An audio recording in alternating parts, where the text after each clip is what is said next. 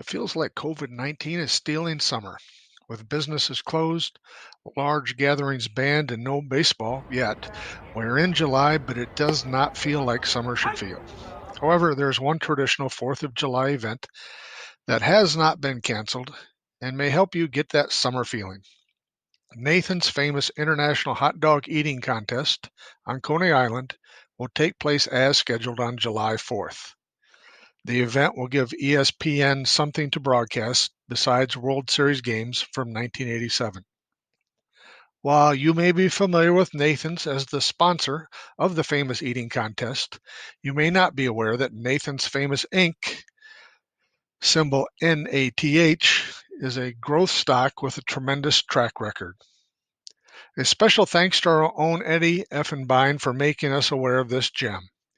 Nathan's is a 104-year-old company that today distributes hot dogs and other food products through its own branded restaurant system and almost 80,000 retail locations such as supermarkets and club stores. The NATH shares have traded on the stock exchange since the early 1990s. As a growth stock, NATH has outperformed many more famous names. The current $50 share price represents a 20-fold increase from the $2.50 value near the end of the year 2000. Over the last 10 years, Nathan's investors realized a total return of 505%. That's double the 252% total return posted by the S&P 500 stock index. Nathan's stock price peaked at around $100 per share in mid-2018. At that point, the shares were likely overvalued, trading at 50 times the EPS reported for the fiscal year that ended in March 2018. Earnings grew nicely over the next 2 years, with the latest reported EPS up by 36% over that period. The PE ratio is now a more palatable, pun intended, 17.5 times trailing earnings. It's hard to predict how the COVID-19 crisis will affect the short-term results for Nathan's.